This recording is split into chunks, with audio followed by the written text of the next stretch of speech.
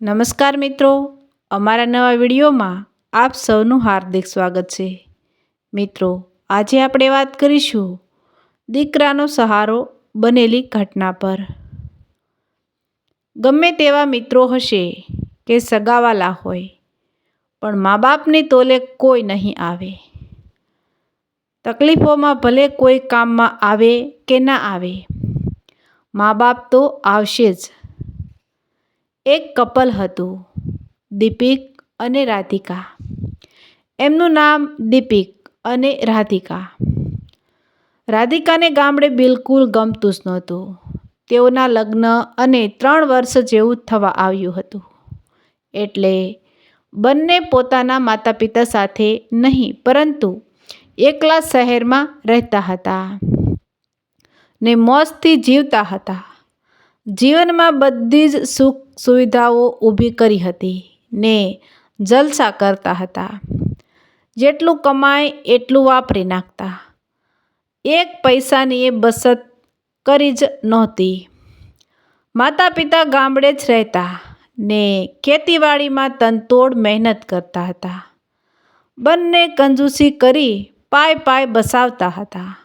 બસ 2 time જમવા સિવાય એકેય ખર્ચ નહીં. દીપિક અઠવાડિયે 10 દિવસે માતા પિતા સાથે ફોન કરીને વાતચીત કરી લેતો અને પ્રસંગોપાત હોય તો જ ગામડે જવાનું પણ થતું. લગ્ન કરતાની સાથે જ દીકરો શહેરમાં વસવાટ કરવા માટે આવી ગયો હતો. શહેરમાં તેનો ધંધો પણ સેટ થઈ ગયો હતો, પરંતુ અચાનક જ ધંધામાં મંદીને કારણે ધંધો બંધ કરવો પડ્યો હતો. મહામંદીના કારણે દીપિક નાસીપાસ થઈ ગયો. જીવન ગુજરાન મુશ્કેલ થઈ ગયું. 2 વર્ષમાં જ ધંધો બંધ કરવો પડ્યો. મોજ શોખમાં ને હરવા ફરવામાં 1 રૂપિયોએ બસાવ્યો નહોતો. એનું ભાન એને ધંધો બંધ થયા પછી થયું, પણ રાંડ્યા પછીનું ડાપણ શું કામનું? હવે ફરી પાછું શહેરમાં પોતાનું ગુજરાન ચલાવવા માટે બીજો ધંધો ચાલુ કરવો ને એના માટે બહુ મોટી રકમની જરૂર પડે, જે દીપિક ને રાધિકા પાસે હતી નહીં. હા, રાધિકા પાસે લોકરમાં ઢગલો સોનાના ઘરેણાં પડ્યા હતા, તો દીપિક એ ઘરેણાં વેચીને ધંધો ચાલુ કરવાનું વિચાર્યું, પણ રાધિકાએ ઘરેણાં વેચવાની સ્પષ્ટ ના પાડી દીધી. એટલે દીપિકને અહેસાસ થયો કે પોતાની પત્ની પણ તકલીફમાં કામ ના આવી કે ના કોઈ મિત્રો. પછી દીપિકે વિચાર કર્યો કે ધંધા કરતાં તો નોકરી સારી રહેશે. આમ વિચારી એ હવે નોકરીએ લાગી ગયો હતો. સારું ભણેલો તો હતો જ દીપિક, એટલે જોબ જલ્દીથી મળી ગઈ, પણ પ્રાઇવેટ નોકરીમાં પગાર ઓછો હોવાથી માંડ કરીને તે ઘરનું ગુજરાન ચાલતું હતું. તો પછી હરવા ફરવાનું બંધ થઈ ગયું. પત્ની રાધિકાના મોંઘા શોખ પણ બંધ થઈ ગયા ને ઘરમાં વાતાવરણ તંગ બની ગયું. ના ઘરમાં પૈસા હતા એટલે પ્રેમ પણ બહુ ના રહ્યો કે ના જીવનમાં શાંતિ રહી. પેલી વાત સાચી છે કે પૈસા ના હોય તો કોઈ ભાવ ના પૂછે, ના બહાર કે ના ઘરના. પૈસો સહુનો સગો. એટલે હવે ઓછા પગારમાં ઘર ચલાવવાનું રાધિકાને મુશ્કેલ લાગતું ને ઘરમાં કકળાટ પણ થતો હતો. ટેન્શનમાં દીપિક છેલ્લા 4 મહિનાથી ગામડે મમ્મી પપ્પાને ફોન પણ કર્યો નહોતો. એટલે સ્વાભાવિક છે કે મમ્મી પપ્પાને તો ચિંતા થાય જ. બંને પતિ પત્ની વચ્ચે તણાવ વધી ગયો. રાધિકા કોઈને કોઈ બહાનું શોધીને કંકાસ કરતી. એવામાં એક વખત સાંજે તે નોકરીએથી છૂટીને ઘરે આવ્યો. ઘરે પહોંચીને ઘરનો દરવાજો ખોલ્યો તો સામે જ ઊભેલી પત્નીએ દીપિકને મોઢું બગાડીને કહ્યું કે તમારા બાપુજી આવ્યા છે અને ચહેરા પરથી તે કંઈક તકલીફમાં હોય એવું લાગી રહ્યું છે. આવું કહેતી વખતે પત્નીએ પણ પોતાનું મોઢું મસ્કુરડ્યું, બગાડી નાખ્યું. આટલું સાંભળ્યું ત્યાં જ દીપિનના ચહેરા પરના હાવભાવ ફરી ગયા ને મનમાં વિચારી રહ્યો કે માંડ માંડ ઘરનું ગુજરાન ચાલતું હોય એવામાં જો ગામડેથી બાપુજી આવ્યા હશે તો એ ચોક્કસ કંઈક મદદ માગવા માટે આવ્યા હશે. આ સમયે હું કઈ રીતે બાપુજીની મદદ કરીશ? આ વિચાર માત્રથી તે અંદરથી ધ્રુજવા માંડ્યો ને ટેન્શનમાં આવી ગયો ને બાપુજી ચોક્કસ પૈસા માંગવા જ આવ્યા હશે. ચોક્કસ કંઈ તકલીફ પડી હશે તો જ આવ્યા હોય. દીપિક અને સ્વસ્થતા ધારણ કરીને ઘરમાં પ્રવેશતાની સાથે મુરઝાયેલા ચહેરા સાથે જ પોતાના બાપુજીને પ્રણામ કર્યા અને ગામડાના હાલચાલ પૂછ્યા. મમ્મી કેમ છે? ઘરે બધું ઓકે છે ને? તમારી તબિયત તો સારી છે ને? રાત પડી ગઈ હતી અને જમવાનો પણ સમય થઈ ગયો હતો એટલે દીપિકે પિતાને કહ્યું, ચાલો બાપુજી, આપણે સાથે જમી લઈએ ને જમતા જમતા વાતો કરીશું. હજુ પણ તે બાપુજી સાથે આગ્રહ કરીને વાત તો કરી રહ્યો હતો. પોતે ખુશ હોવાનો દેખાવ કરી રહ્યો હતો કે જેથી પપ્પા પોતાની તકલીફ પરિસ્થિતિને પામી ના જાય એટલે તેના ચહેરા ઉપર પણ સતત હાસ્ય લાવી રહ્યો હતો. કારણ કે અંદરો અંદર તેને એવું જ લાગી રહ્યું હતું કે પિતાજી કોઈ મદદ માટે જ આવ્યા હશે. રાત્રિનું ભોજન પતાવીને બંને બાપ દીકરો ટીવી ચાલુ કરીને હોલમાં બેઠા ને રાધિકા મોઢું ચડાવી એના બેડરૂમમાં જતી રહી. થોડીવાર આડાઅવળી વાતો કરી ને બાપુજીએ તેના દીકરાને કહ્યું કે બેટા, તારી સાથે થોડી વાત કરવી છે.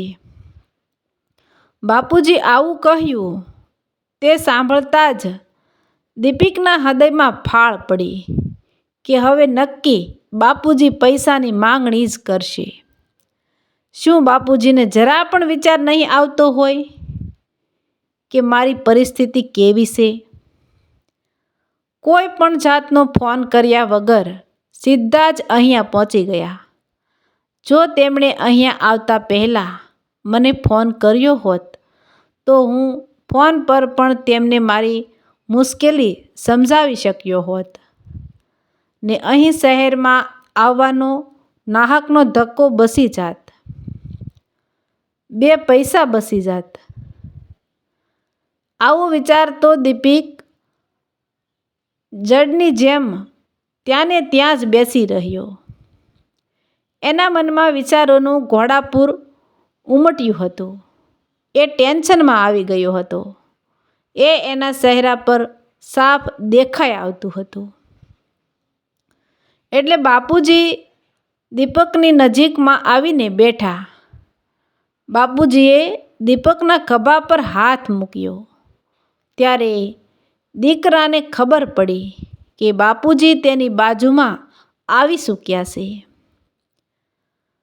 બાપુજીએ તેના દીપિકને કહ્યું કે આમ તો તું મહિને 1-2 વખત અથવા તો અઠવાડિયે અમને ગામડે ફોન કરી લેતો હતો દીકરા, પરંતુ છેલ્લા 4 મહિનાથી તારો એક પણ ફોન આવ્યો નથી. એટલે તું કોઈ તકલીફમાં હોય, કંઈ મુશ્કેલીમાં હશે એવું મને અને તારી મમ્મીને લાગ્યું. તારી મમ્મી રોજ તને યાદ કરીને રડે છે ને સતત એવું કહી મારું મગજ ખાતી હતી કે આપણો દીકરો ચોક્કસ કોઈ મુશ્કેલીમાં તકલીફમાં છે, એવું મારું મન કહે છે. એટલે જ તો એનો ફોન નથી.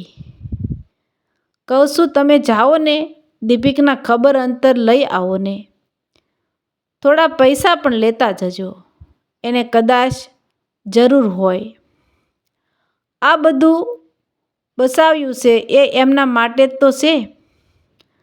કરકસરથી જીવીએ છીએ કે એને તકલીફમાં મદદ કરી શકીએ. પત્ની શારદાની વાત સાંભળીને દશરથ કાકા જૂની થેલીમાં પૈસા મૂકી સવારની પહેલી બસ પકડીને શહેરમાં દીકરાના ઘરે આવી ગયા, ફોન કર્યા વિના જ. દીકરાના ખભે બાપનો પ્રેમથી હેતાળ હાથ ફરી રહ્યો ને બોલ્યા, દીકરા, તને અત્યારે બીજું તો કાંઈ મદદ કરી શકું નહીં, પરંતુ હા, થોડા રૂપિયા તો બંદોબસ્ત કરીને તારા માટે લઈ આવ્યો છું. હું તો કાલે સવારે પહેલી જ બસ પકડીને ગામડે જતો રહેવાનો છું. તારી માં ઘેર એકલી છે ને ખેતરમાં પાણી વાળવાનું છે, એટલે બસ તને 50,000 રૂપિયા આપું છું. હાલ તો મેં ને તારી મમ્મીએ બસાવ્યા હતા. એ તારી મમ્મી તારી ખૂબ જ ચિંતા કરતી રહે છે. આથી તને દીકરા એટલી એક વિનંતી કરું છું કે મારી સાથે બધી વાત ન કરતો પણ વાંધો નથી. હું તારી મૂંઝવણ સમજી શકું છું, પણ તારી મમ્મીને અઠવાડિયે ફોન કરતો રહેજે, જેથી એને ચિંતા ના થાય. તારી માં છેલ્લા કેટલાય દિવસથી સરખું જમીએ નથી કે શાંતિથી ઊંઘી પણ નથી, ને મને પણ તમારા બંનેની બહુ ચિંતા થતી હોય છે. દીકરા, તારો એક ફોન અમારા માટે બધી એક ખુશીનું કારણ બની જાય છે. નેહા, કોઈ પણ જાતની તને મુશ્કેલી હોય તો મને કોઈ પણ જાતના સંકોચ વગર 2 ધડક કહી દેજે. તારા માટે કદાચ જો આપણે જમીન વેચવી પડશે તો એ પણ વેચી નાખશું. તારાથી વધારે મારા માટે કંઈ પણ નથી. જે પણ છે બધું તારું જ છે. તો તું અહીં તકલીફમાં હોય ને અમને દિલથી ખબર પડી જાય, બેચેન થઈ જઈએ. આટલું કહીને બાપુજીએ દીકરાના હાથમાં નોટનું બંડલ મૂકી દીધું. દીપિકના મોઢે જાણે ડૂમો ભરાઈ ગયો. ડૂમો ભરાઈ ગયો હોય ને મગજ શૂન થઈ ગયું. શું બોલવું એ પણ ના વિચારી શક્યો. કંઈ જ બોલી શક્યો નહીં. તેને પોતાના વિચારો પ્રત્યે પણ સહેજ નફરત જેવું થવા લાગ્યું કે જે બાપુજીની મેં માંગવા આવ્યા હશે એવી કલ્પના કરી લીધી હતી. અને પત્ની રાધિકાએ તો બાપુજી સાથે અણસાચતું વર્તન કર્યું ને મોઢું ચડાવ્યું. બાપુજી માટે સારું જમવાનું પણ ના બનાવ્યું, ને હું પણ દેવદત્ત જેવા બાપુજી માટે શું વિચારી બેઠો. હકીકતમાં બાપુજી તો મારા માટે ભગવાન બનીને આવ્યા હતા. દીપિક એક પણ શબ્દ બોલ્યો નહીં. માત્ર પોતાની ભીની ભીની આંખોથી પોતાના બાપુજીના ચહેરા સામે જોઈ જ રહ્યો. અને તરત જ તેના પિતાજી તેના બાપુજીને ભેટી પડ્યો ને મનનો ઉભરો ના ઠલવાય ત્યાં સુધી ધ્રુસકે ને ધ્રુસકે રડી રહ્યો. જીવનમાં ગમે તેવી પરિસ્થિતિ આવે, પરંતુ જે કાયમ આપણી સાથે ઊભા રહેશે તે મોટા ભાગે મા બાપ જ હોય છે. માતા પિતા કોઈ પણ સંજોગોમાં આપણી સાથે ઊભા રહે જ છે. એટલે જ માતા પિતાનો આદર કરવો અને તેમને સન્માન આપવું, તો ક્યારેક દુઃખી નહીં થવાય. ચાહે સુખ હોય કે દુઃખ હોય, કોઈ કામમાં આવે કે ના આવે, માતા પિતા તો ચોક્કસથી કામમાં આવશે જ. ભલે દીકરો મા બાપનો સહારો નહીં બને, પણ વૃદ્ધ મા બાપ તો ગમે તેવી પરિસ્થિતિમાં એ દીકરાનો સહારો બનશે જ. એના માટે પછી ને એ બાપને આવકનું સાધન એવી જમીન કે ગામડાનું ઘર વેચી નાખતા એ બાપ વિચારતા નહીં કરે. આ વાર્તા જો ગમી હોય તો મિત્રો આ વાર્તાને શેર કરવાનું ચૂકતા નહીં. કોઈની આંખ ખુલી જાય તો આંગળી સીંધવાનું પણ પુણ્ય મળશે. મિત્રો આવા જ નવા વિડીયો જોવા માટે અમારી ચેનલ લાઇક, શેર અને સબસ્ક્રાઈબ કરજો. વિડીયો સાંભળવા બદલ ખૂબ ખૂબ ધન્યવાદ. તો મિત્રો મળશું એક નવા વિડીયો સાથે. ત્યાં સુધી આવજો.